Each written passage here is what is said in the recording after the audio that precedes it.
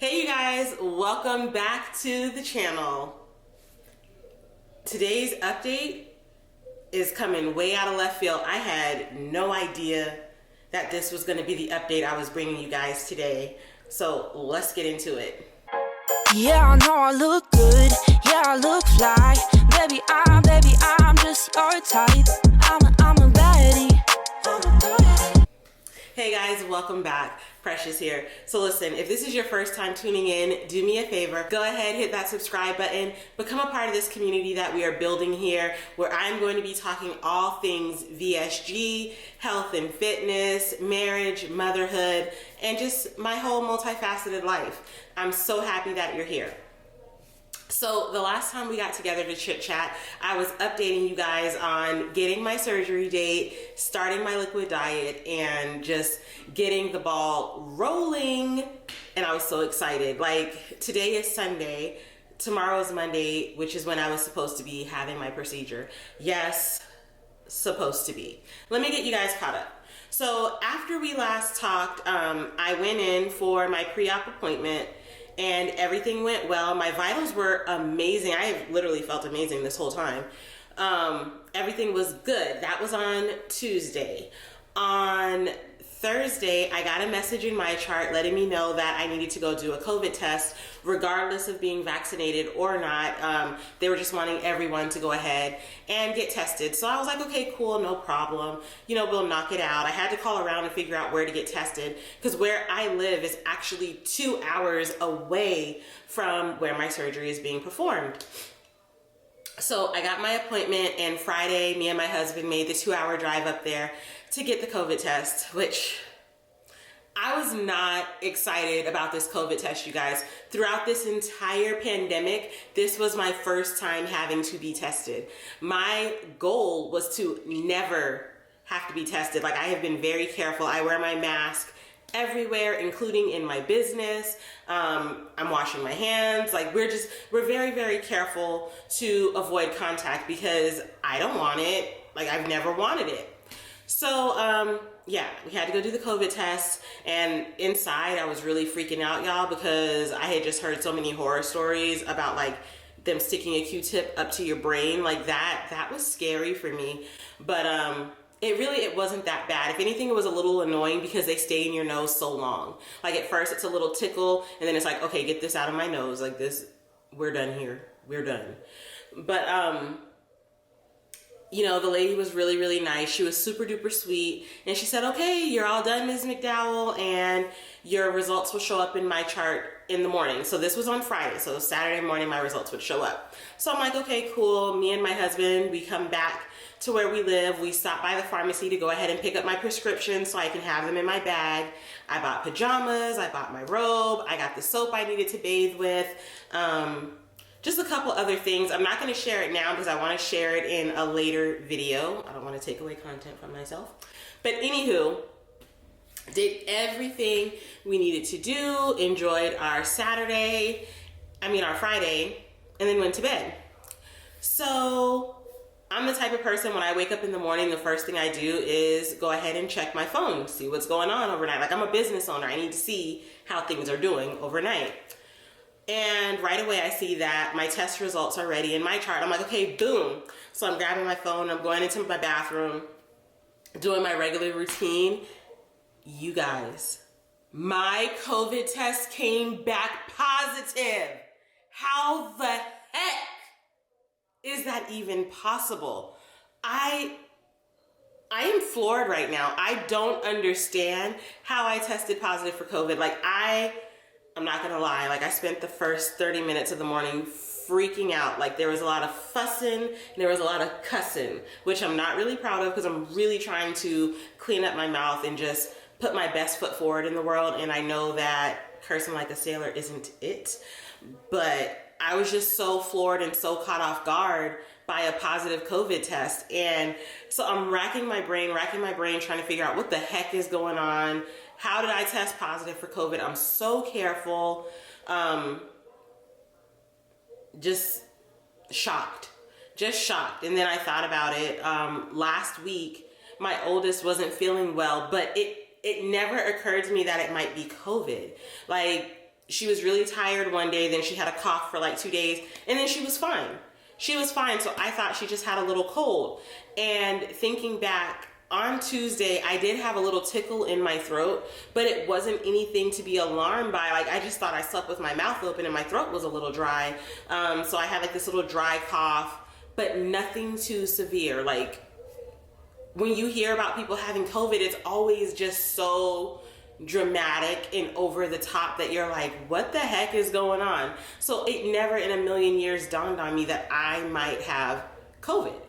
So connecting the dots and thinking back, I think that the kids brought it back from school. Well, my daughter brought it back from school, and that's how I got it, which that opened a whole nother can of worms that ticked me off, because after the new year, the schools in our county wanted to be virtual for the first week because everybody was out partying like a rock star, taking no precautions. By the way, my entire household is vaccinated. So I was on Facebook and I saw everyone out enjoying the new year, not being safe, not wearing a mask, and just not having any regard whatsoever for the pandemic that we're in.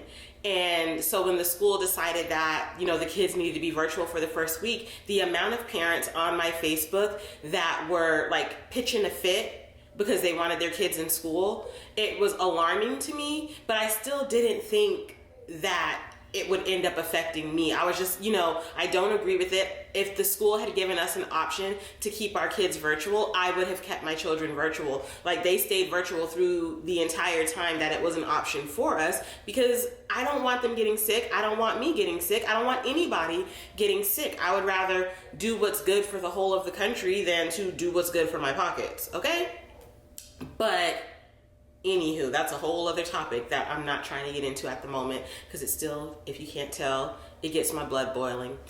But these kids were sent back to school, and my daughter mentioned that she had a friend who, even if she wasn't feeling well, her mom would force her to go to school, and this friend doesn't respect personal space. So I'm not trying to bash this child or her mother. She's a child. She doesn't know any better. I get that, but like, let's think consequences of action. So I just want to use this opportunity right now to let you guys know, if you're one of those parents that you are so gung-ho for these kids to be inside of the classroom face to face, and you're not thinking about how it could affect others, it does affect other people. And thank God I'm one of those people who, my symptoms aren't that bad. If anything, I thought that I had a cold. I thought I was coming down with a cold. Never in a million years did I think that I was going to test positive for COVID. I never thought I would have tested positive for COVID.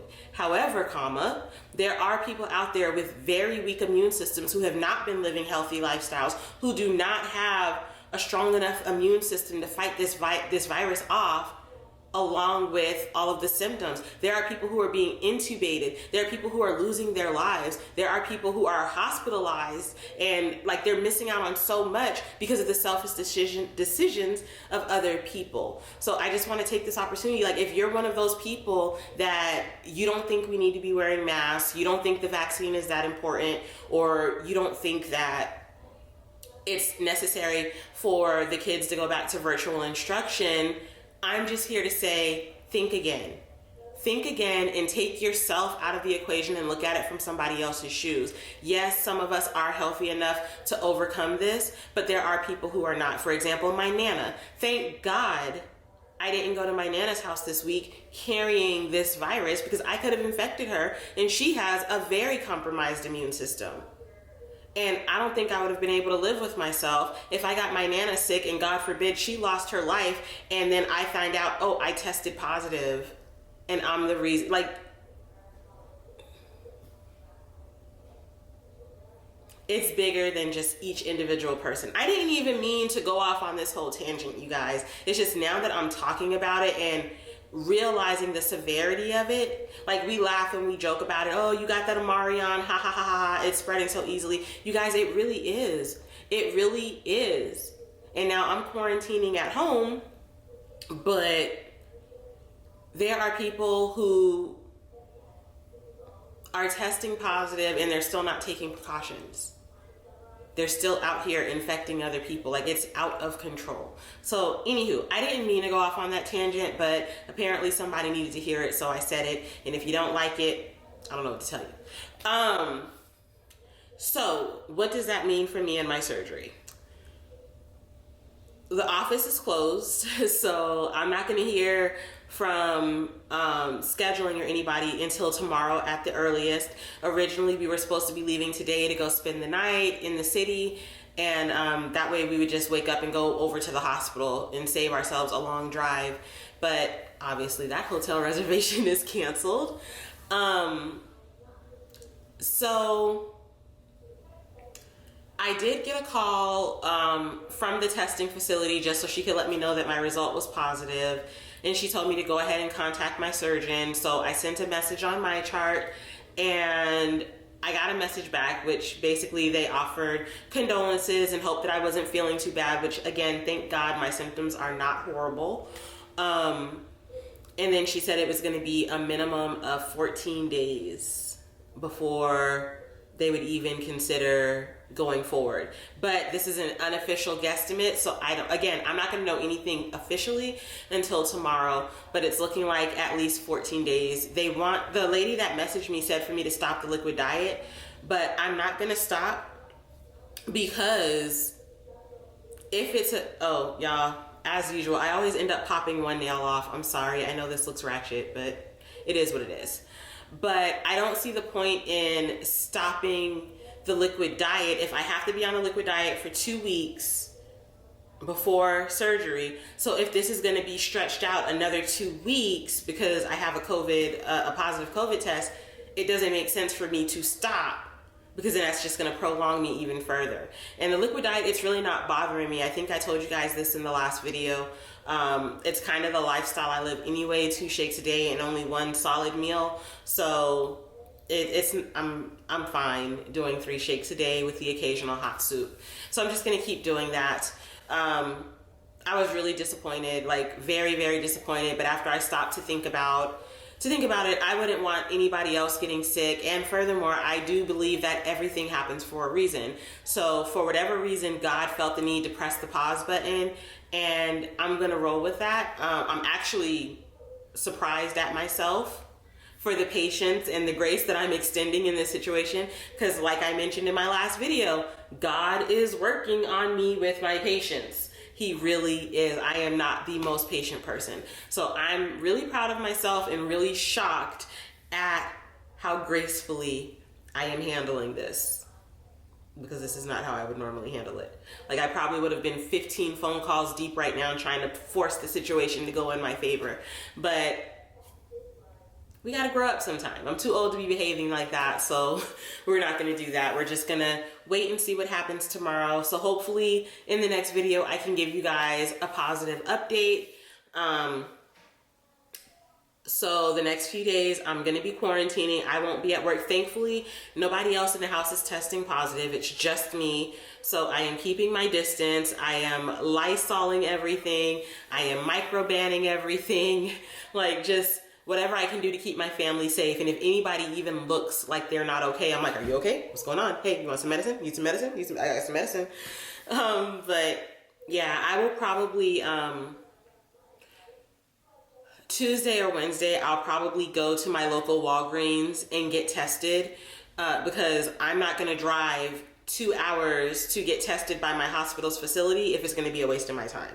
So I will try to get tested here at home until I get a negative test. And once I get a negative test, then I would be open to driving into the city to take the hospital's test. But the other good thing about it is my mom really wanted to be here for my surgery. Originally I was supposed to get surgery tomorrow, and then she would be getting here Sunday, because she's my mom. She's going to want to nurse me back to health. So, yeah. But so she canceled that flight, and hopefully things will work out to where she can actually be here. My mom has a traveling job, and so this week that's coming, she's going to be working. So hopefully with this happening, it'll give her the opportunity to be here. At first I was like, Mom, I don't know why you're trying to be here. It's really not that serious. I'll be fine. You know, I might even get to go home the same day. But she was like, Precious, what would you do if your baby was going to have surgery? And I was like, okay, you make a good point, Mom. I get what you're saying. I would want to be there. So, yeah. Yeah, that's pretty much it, you guys. That's what's been going on. I got the Rona. So I'll be quarantining and we'll see what happens.